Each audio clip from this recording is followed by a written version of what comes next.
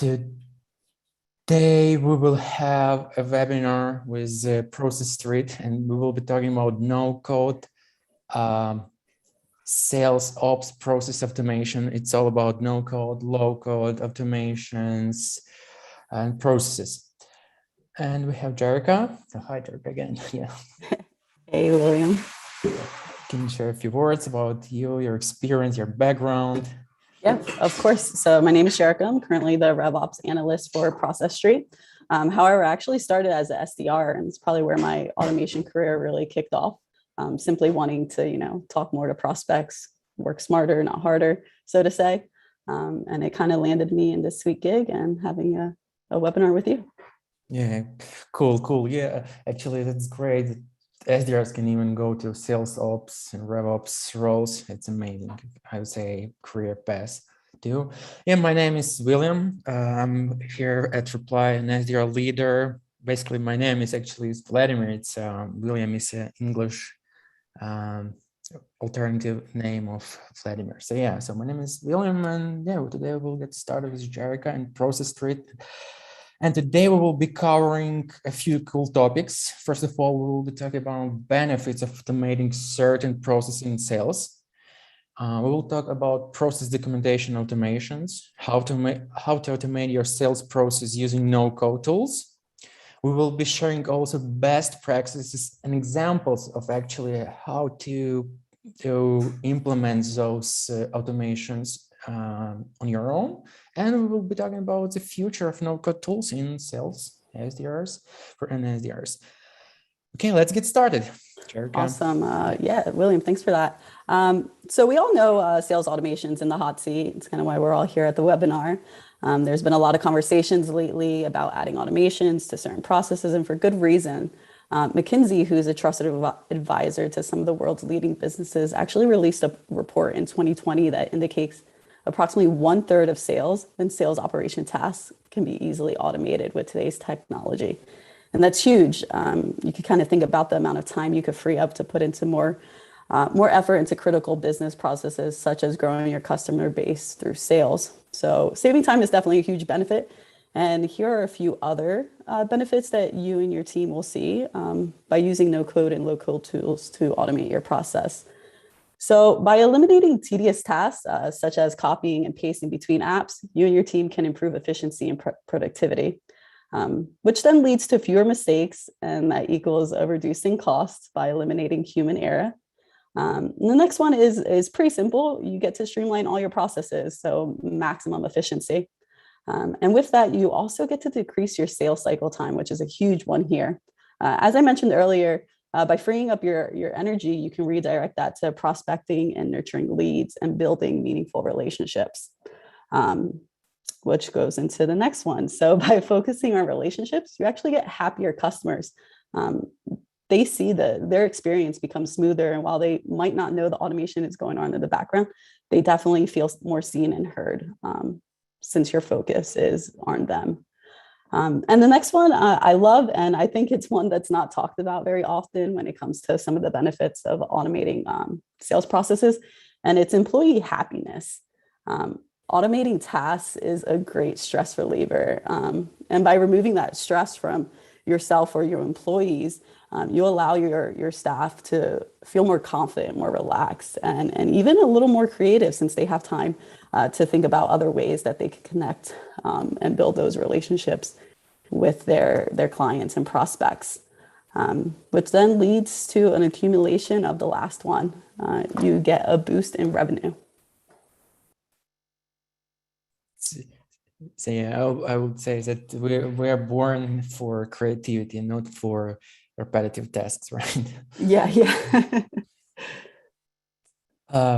Okay, so in terms of our own experience at Reply with no-code, we've started experimenting with different tools a while ago, and here's our experience here at Reply. So first of all our no-code, low-code automations are focused around SDRs and AES. So basically, our SDRs and AES get relevant and timely notifications about new upcoming prospects, the hottest ones, the ones that already to buy reply or so on.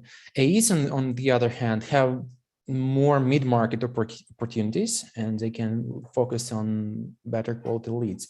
SDRs also spend less time on repetitive to-do tasks and prospect research tasks. Like, typically, they could take us before like an hour per day, I would say. So now spend even less time here.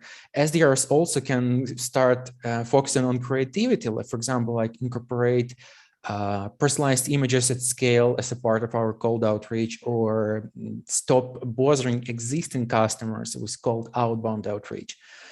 And on the other hand, AEs can be a decreased number of sales calls for our account executives and sales reps. And on the other hand, we also increase closed revenue because of automating certain processes. And we will talk about this experience now. I would say one of our most successful use cases was to automate lead scoring and lead routing of all inbound prospects for our SDRs and AEs. So we actually built a few segments for all new incoming prospects, like tier 1, tier 2, 3, 4, 5, or A, B, C, D, F. And we score all of them. And based on this score, we decide how to get in touch with them, like whether it's a multi-channel sequence or an email-focused or fully automated sequence.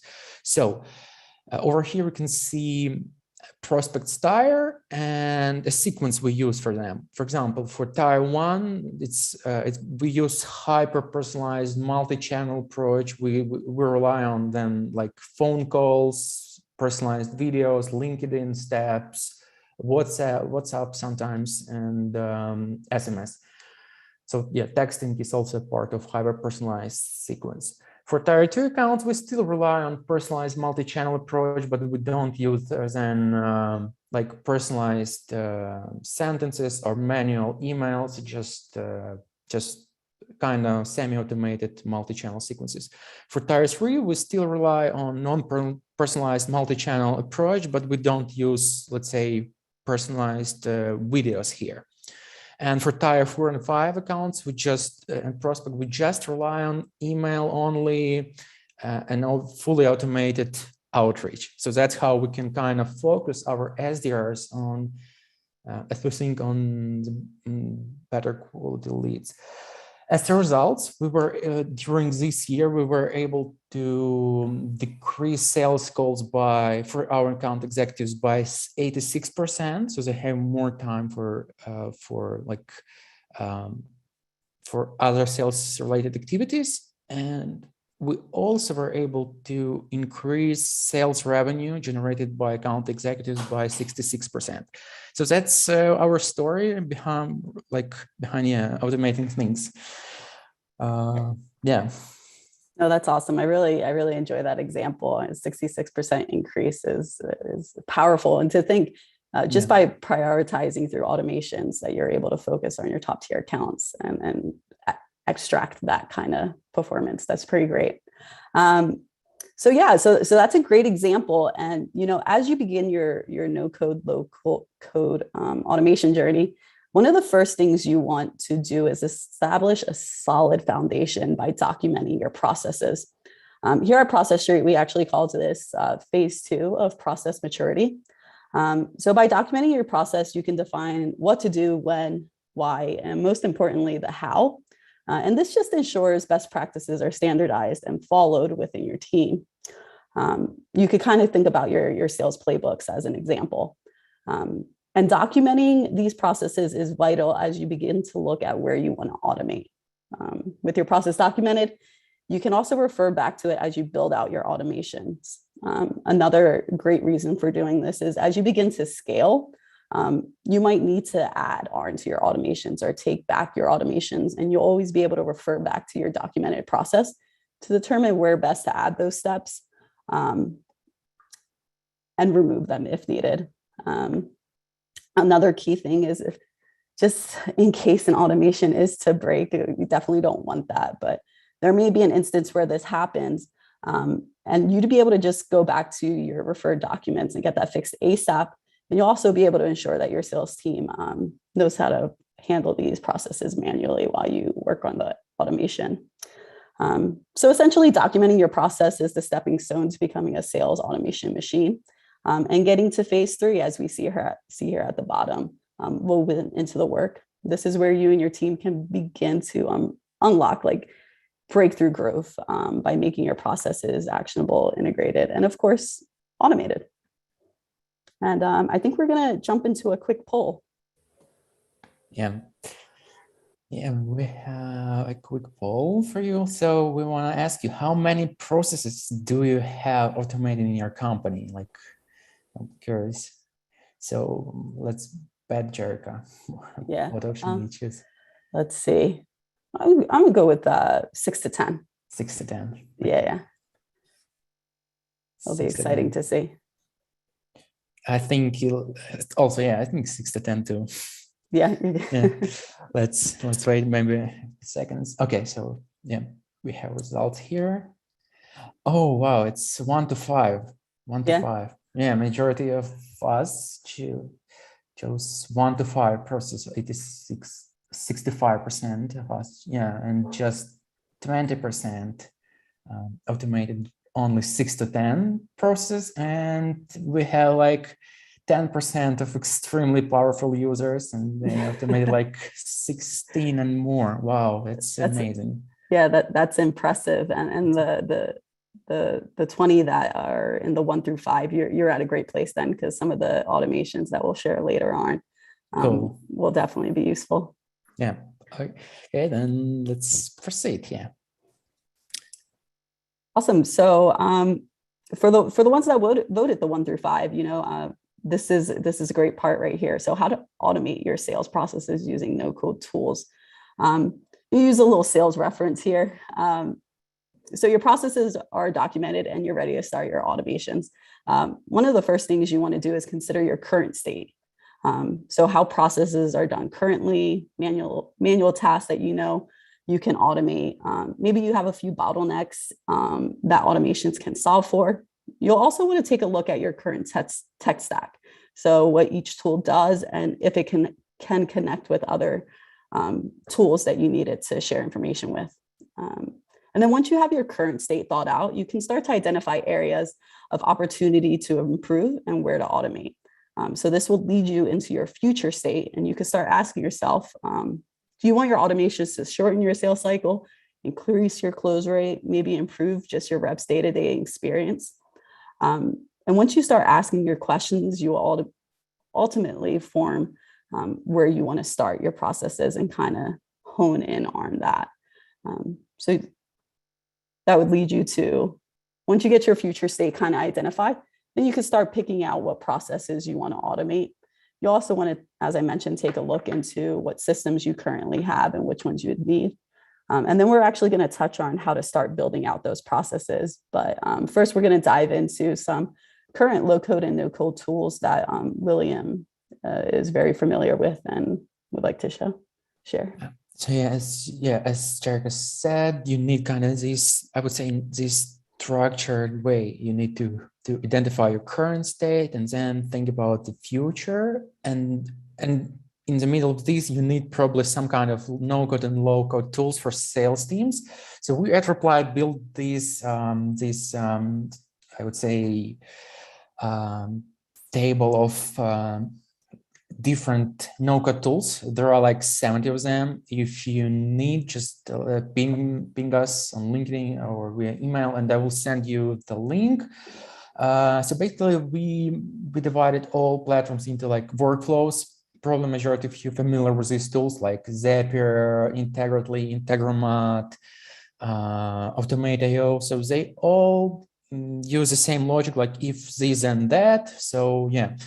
So probably you will definitely need something for workflows, and you may need something for spreadsheets, like spreadsheets on steroids, like Airtable, Clay, or Action Desk, or Rows. You can see them over here. You can may need something for internal apps like Airtable as well. So you can even, or Tool or Chat Admin. So all these platforms allows you even to build your own customized CRM or, I don't know, support ticketing platform. So yeah, you can build your own internal apps, just connecting different APIs, different tools like your CRM, maybe Stripe data, and so on. You may also need something for growth hacking like Texel or Phantom Buster for scraping structured data from, let's say, Google. Then scrapers to get this data like ParseHub or Import.io. Then for something maybe for AI like Echo, so you can kind of build machine learning and AI like models at scale within a few minutes. Just train models in a few minutes and use them for your internal workflows. So yeah, we can send you the link for all these tools. Just let us know. It's an Airtable link, and you will get access to like great platforms, and you can get started with your tech stack.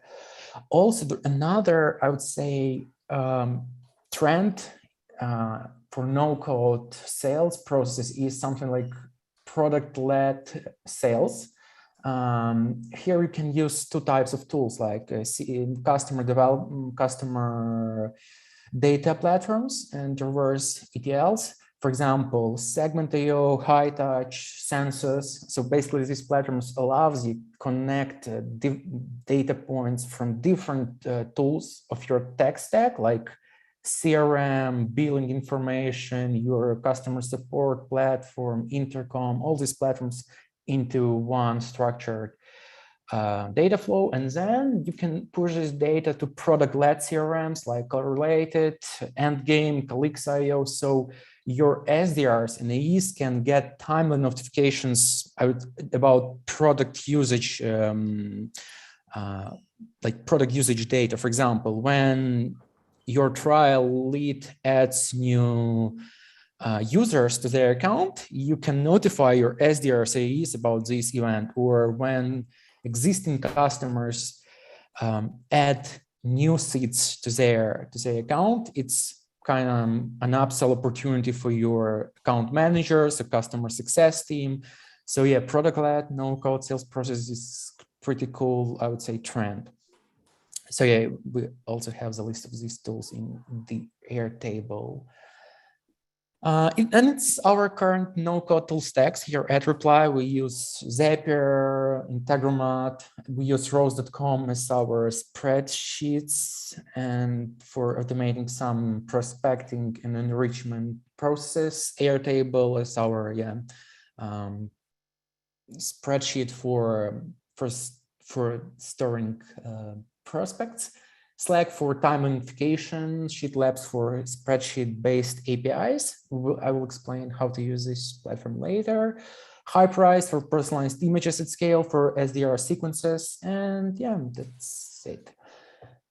What about you, Jerica? Yeah, we're using very similar tools. So Zapier is a huge component of our automations in order to share data and information between apps that we use on the sales team. We also use Airtable to keep vital information, Slack, as you mentioned, to get those notifications to our AEs to make sure they're going after their targeted accounts. We use Process Street internally very heavily. You could think of kind of like your discovery call. We have a discovery call checklist that our AEs follow. And then that information actually gets pushed back into Salesforce, which is our CRM that we currently use. And then Clearbit to make sure that all of our information that we do have is up to date and correct. So sweet. So this is the heart of maybe where you start with your automations as well once you get them documented. So the heart of any automation kind of boils down to a pretty simple command: if and then. So if this happens, then do that. Even the most complex of automations can be broken down into this simple command. Creating the workflow with if then will also help in determining which tools need to communicate with each other. So a lot of the tools that we mentioned earlier within automation workflows, you'll see that there'll be several tools that are communicating within each other. So an example that we have here is if a user signs up for a trial via Zapier, we're going to push this to Clearbit to get some information on that prospect. Once we get information on that prospect, we're going to go ahead and send that to our CRM, which is Salesforce, and then send a Slack notification to the SDR/AE to notify them to reach out. And then you could keep adding to this. So you could send a Slack notification. And then if you wanted to maybe send the cadence automatically, you could drop them into your engagement platform like Reply. And you can really just keep this function going. But as you begin to build out your automations, really think about the if-then logic and how to break that down. Yeah, I totally also agree with this approach. If this and that, that's an amazing framework to get started with sales automations. Okay, so we have another poll here. Do you use any of these no-code tools we mentioned before? Just let us know, and let's see. In the meantime, people also ask some questions in the chat. Feel free to use Q&A section. We will answer all of your questions later in our Q&A section. So yeah, feel free to use it. Okay, do you have, yes. So let us know what you use. Probably Zapier, I think. Yeah, Zapier is probably a pretty popular one. Zapier. Oh, yeah, I agree. Sorry. Yeah, go ahead. No, and engagement platform like Reply.io is probably pretty crucial in your CRM. So there's probably a few of those tools. Yeah. Oh, by the way, I just remembered I was on your Process Street Highway event a few months ago, and I guess you had Zapier CEO as a speaker, and someone asked what's the right name, Zapier or Zapier, and he said like Zapier is for happier. So now you know the right name of this company. That's nice. That's actually really good information. You do hear it all over the place. You know, different. Yeah. Nice. Yeah. And then I think, are we going to, some great examples that William's going to show us. All right. So yeah, let's dive to best examples of process automation within sales ops. Yeah, go ahead, Erica. That's you.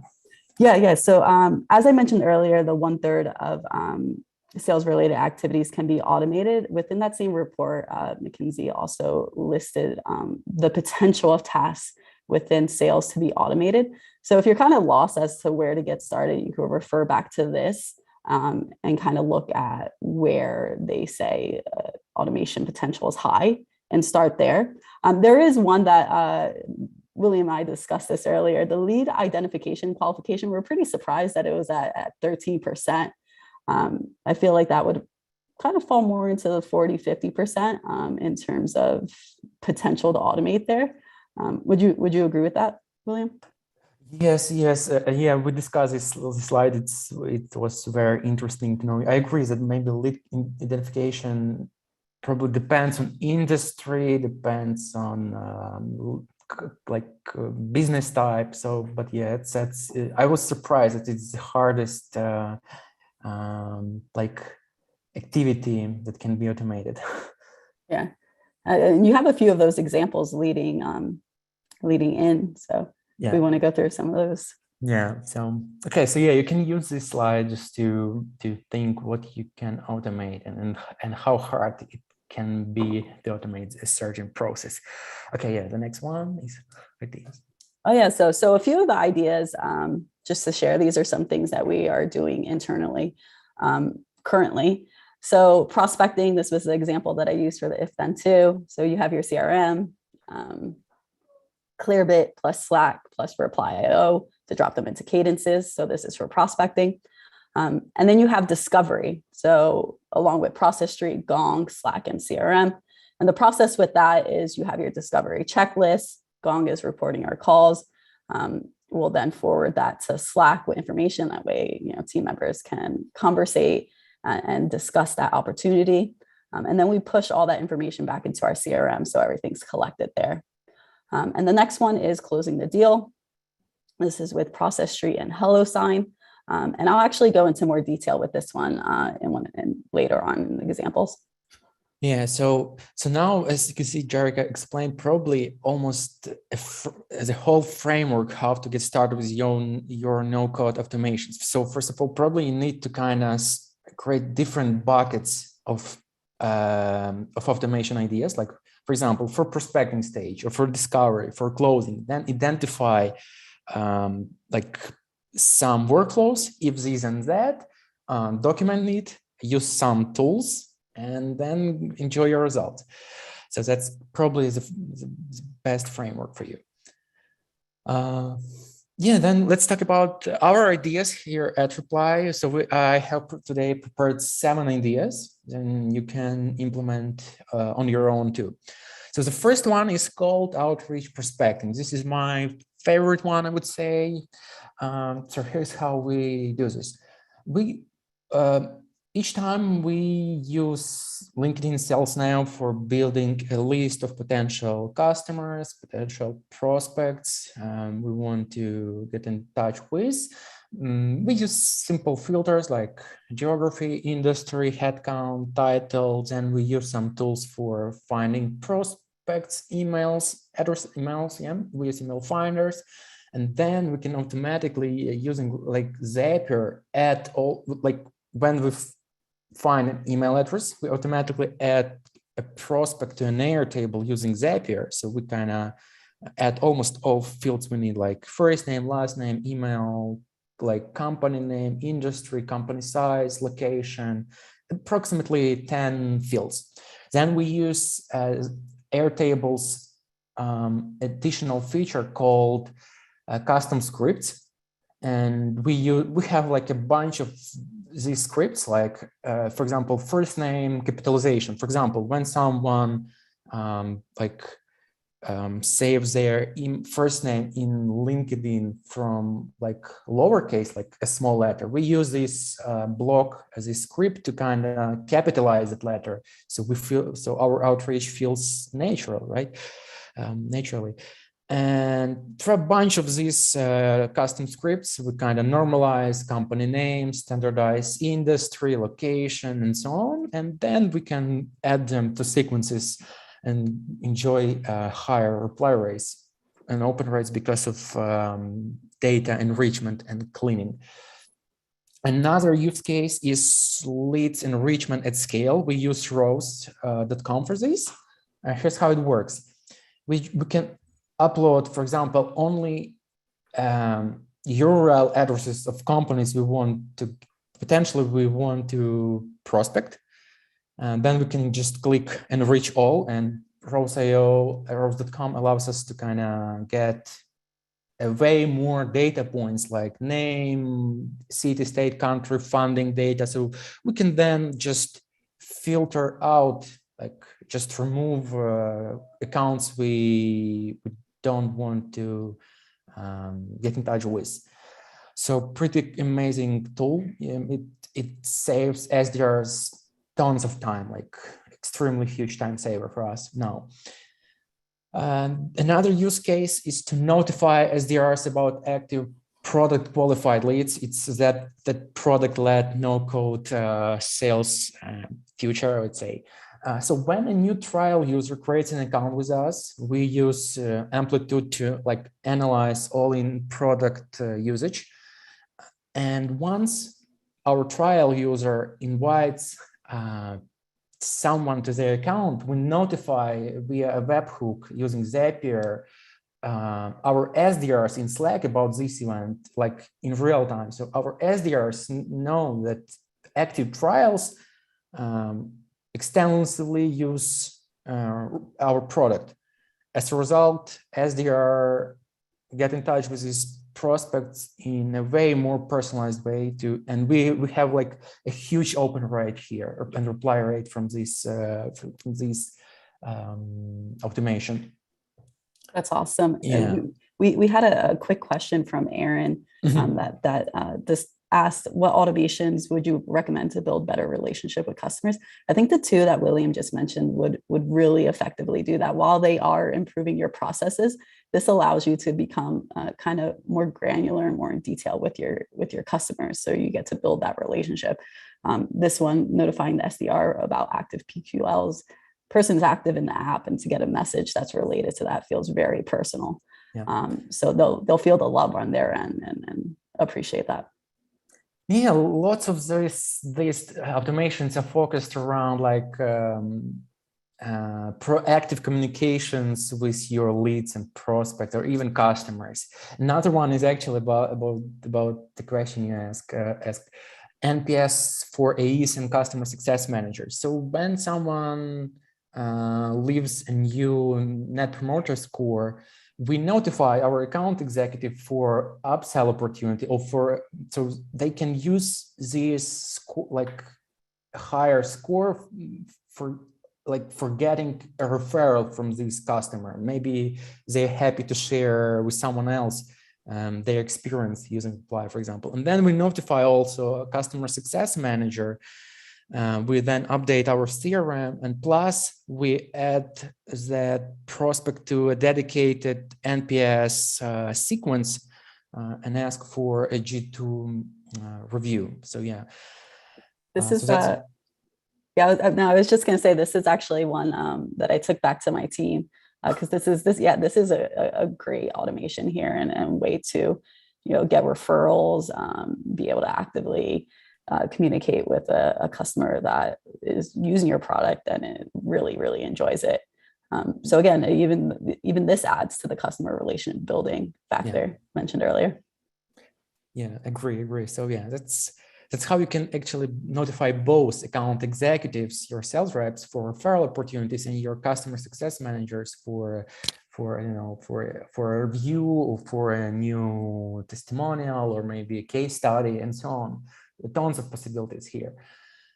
And yeah, basically over here we needed a Zapier, of course, in between these two tools, like between step 1 and 2, because that's how you can use this if this and that logic. Another use case is not to prospect existing customers, which is a huge pain was a huge pain for our SDRs. So for example, when a new SDR starts their prospecting, their outreach, they have no idea who is our customer or not. So sometimes they add even existing customers to cold outreach sequences. So we decided to eliminate and kind of streamline this process. So here's how we do this. When our SDR has a list of accounts they need to get in touch with, we add them to an Airtable, then to a spreadsheet, Google spreadsheet, then we use Sheet Labs. It's another spreadsheet that can convert your spreadsheet into an API. So that's how we use it. We have a list of URLs we want to check. Then we use Sheet Labs for sheet-based sheet-like APIs. And then if there is a match, it means it's a customer. So pretty much this Sheet Labs document contains a list of all existing customers. And if there is a match, it's a customer. If there is no match, we are good to prospect. So then we remove existing customers and start our outreach. No, I was just going to say that's another one too, that in terms of employee happiness, if you think about it from an SDR perspective, spending your day searching for people who aren't customers or who haven't been outreached before, this eliminates that tediness and feels like you could actually put effort into doing your job and personalizing your emails and being more creative. Agreed. And it's also about respecting your existing customers, because that's also important. And Personalized images at scale, the same here. We use, as I mentioned, we use Airtable, then we add prospects to our sequences, and we use Hyperize API and product. It's a product which allows you, by the way, they have a webinar right now too. It's a platform that allows you personalized images at scale. So yeah, they can automatically inject the personalized image into a reply template using variables like first name, company name, logo. As a result, we can generate, I would say, almost 2x more positive responses, which is awesome, extremely awesome. Yeah. If you want to learn more about Hyperize Reply integration, there is a link below, so you can check it out. And yeah, that's all on my end. Awesome. So I think this is in perfect order too, right? So you do all your work in building that relationship and outreach, and getting your prospect to enjoy the product and really find the value. And then the last step is signing them on. So this automation handles the contract signing. And the way this works for us here at Process Street is we have a custom link within the op in Salesforce. You click on that link and this is going to pop up a checklist for Process Street. It's also going to grab all the details from the CRM. So you're not copying and pasting anything. There isn't anything that's overlooked. Once that's completed, the AE will send a notification basically through Slack for the manager's approval. Once your manager approves the contract, sends it back to Process Street, you complete it, and then Process Street will actually create the contract along with HelloSign and go ahead and just send that email out directly. We also have one last step, that is if the contract isn't signed, to send a follow-up email. Again, this is great for both the AE and the customer on the other end. The customer says they're ready and you complete this process and get a contract to them within that same hour. That's awesome on their end, and they really appreciate that kind of speediness and attention to detail with them. So this is one of our examples here. Yeah, I also love this workflow. To be honest, we haven't automated yet, this. So that's something we want to give it a try too. So I agree, that's so important to kind of re-engage prospects who haven't signed their document in 5 days or so. That's cool. Yeah, that's great example. Yeah. And Benjamin, so your question real quick, how does the manager approve in the Slack with automation? Yeah. So Process Street actually has a native automation with Slack. So it'll just shoot over saying it needs to approve it. They click approve and it sends it back into Process Street and you can move on to the next step in the process. Cool. So that's kind of a button in Slack. Just click it and then it pushes data back to Process Street, right? Yeah. Okay, cool.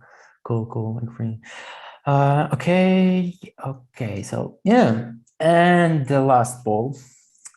Which of these ideas would you like to try first of all? Yeah, just let us know. That's curious to know your ideas here and what resonates with you. Let's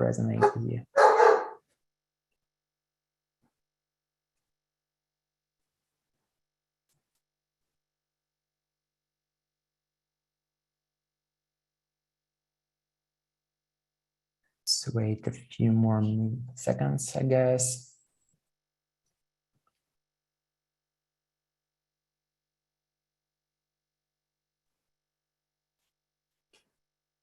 What are your thoughts here, Charika? Yeah, I had to go on mute a little bit. I have my our pup in the background is working from home, so apologize if you guys hear that. Okay, that's amazing. Cold outreach perspective and scale. Yeah, I agree. And I would say this is the hardest one to automate, fully automate. Yeah, a lot of factors go into that one, but once you get it, the time saved is crucial. And yeah, so Agree. Yeah, and process tree plus GON plus Slack plus CRM. That's also great, great choice. All right, cool. So prospecting, and I would say sales coaching or sales excellence, something like this, as the most popular things for automation. Yeah. Okay, and yeah, let's talk about future of no-code tools in sales. Just the last part of this webinar. So, what are your thoughts here, Jack? Yeah. So the future of no code. I'm excited. I'm excited to see where everything goes. I think a lot of our conversations have kind of been around time saving and some of the benefits. And I think we'll see a path where no code and low code even becomes easier. So you have a SDR and AE, just kind of thinking about their own process and how they handle their own job, and then be able to go in and create those automations themselves. I also see a lot of new businesses popping up in the future that will be like game disruptors, and being able to add even additional efficiency and more time saving. So I'm excited to see where everything goes from here. Yeah, agree. So yeah, I think that even one day, like maybe not enterprise SDRs, but SMB and mid-market SDRs will be like more like sales development ops people. Like they have to kind of know how to connect all these different tools into like a streamlined workflow, so they can just click a button, then everything then one platform finds potential accounts, then another one enriches data, pushes to a CRM, and so on. So it's like about automating all these different APIs and tools into like a streamlined workflow.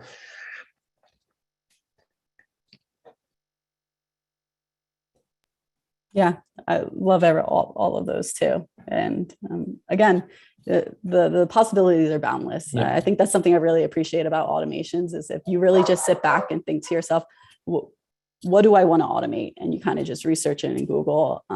It's definitely a possibility out there, and it's just going to get easier as we continue to grow the no code and low code kind of sector of technology. Yeah, and also it looks so great that like 3 or 4 years ago, I just used Zapier and that's it, and like a few tools. And now I just realized that there are like dozens of new categories and new tools you can integrate together and play around with.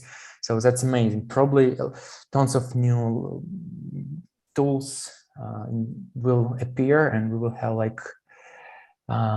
have even more and more possibilities to kind of integrate all of them. Yeah. So it's kind of, does anyone, any of our people watching have any feedback on where they think no code is going? Yeah, happy to talk about that or take questions. I see someone asked us to go back to the cold outreach slide. That's a popular one. The popular one, William. All right, let's go. We need cold outreach slide. This one, I guess. So yeah, you can use Sales Navigator and Email Finder, which can be integrated with Zapier or Integromat or with Integrately, with all these if this and that tools, probably Zapier. Then you just push data to Airtable or spreadsheet. For example, even Google Spreadsheets is like fine. Then why we do this? We actually enrich contacts with some additional fields like standardized job title, their location, industry, company size, What else? Some other personalized variables like department, what else? Like value proposition. Yeah, we even customize our value proposition and benefits. They can kind of benefits of using reply. So all the things are actually additional variables for our outreach, and we use them like for personalization at scale. So yeah, so that's why we need this. And we also use it for data enrichment and cleaning. Like as I mentioned, like we remove all these incorporated LTD to normalize and start standardize their company name, first name, capitalize their first name, remove emojis. Sometimes they use emojis like on LinkedIn, kind of to identify spammers. Yeah. And You could get pretty fancy with this one too. I've seen other teams that pull in like, last round of funding to personalize emails, or maybe a blog post that they shared recently. They'll populate it into the Excel sheet or Airtable, whatever you're using. That way the email can be even more personalized when you're doing cold outreach. Yeah, I agree. Yeah, I agree. So we can use it for both, for a fully manual data enrichment, finding like additional personalization lines like funding, hiring, and so on data. So it can be even a full sentence as a variable.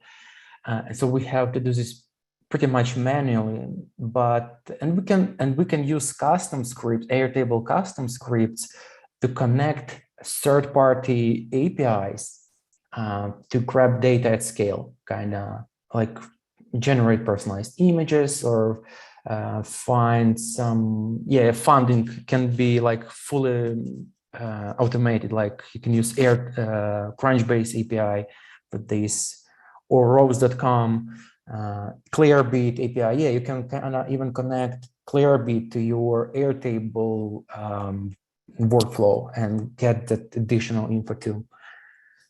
Yeah. So custom scripting, is cool. Yeah, sorry. Yeah. No, I was just gonna say, no. This is great, and then even the scripts that you're talking about. I think there's one other. I'm gonna scroll up a bit to see what other questions. Does Process Street connect the same way with Teams? Currently, it doesn't. It's probably one of our most popular requests. So something that's definitely on our roadmap.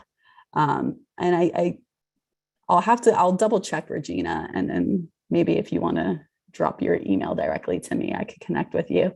I do believe you can connect via Zapier, but I would want to double check. Yeah. Any suggestion in keeping costs lean to do data enrichments? Rose.com it's your way, I would say. That's highly recommended tool. I'm their influencer. Yeah, you should give it a try. It's rose.com. It's someone left his or her thoughts on no-code in sales. Scale of sales ops will go up. Smaller sales team will be able to do more, and also the support needed from tech perspectives will go down. So basically, increase sales, lower costs. Completely, yeah. No, that's actually a fabulous one. You could have like a 2-person sales team effectively running as like a 5-person team. So that's a great thought there. Yeah, fair. Yeah, agree. The same here. So that's why I allow no code, because I don't need kind of get in touch with our dev team, explain them, have this back and forth. I just can do stuff myself, actually. Yeah. I think that was all the questions for now. If anyone wants to drop any more. We have also a few Q&A. And not clear what process Street does. The presentations focuses on developing the process. So yeah, maybe I can kind of quickly pitch Process Street. That's yeah, a short, quick little pitch. So Process Street is the easiest way to manage your team workflows and reoccurring processes. So you could kind of think of a checklist on steroids. So if you have any repeatable processes that you're continuously doing and you would like to add accountability and efficiency to those, you could basically upload them into Process Street, connect with various other apps to communicate between them, and create a flow with your process that is actionable with your team and accountable. Cool. Okay, so any other questions? Yeah, feel free. We still have a few minutes here. Let's see.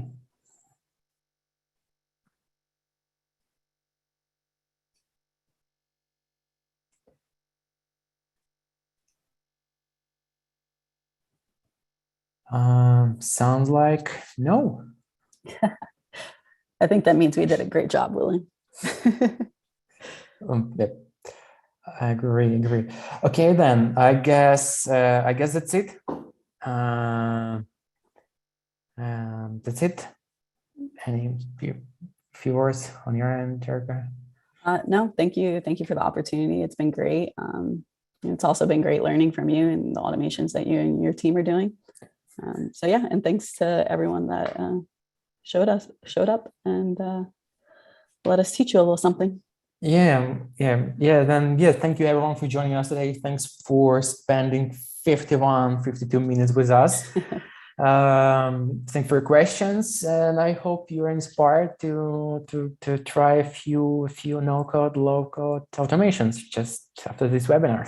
So yeah, have a great day, everyone. Yeah, and also I don't know if you want to offer this, but if anyone wants to reach out directly on LinkedIn, feel free. If you have additional questions after this, I'll be happy to answer that. Oh yeah. Yeah. Yep. Then Awesome. yeah. Bye everyone.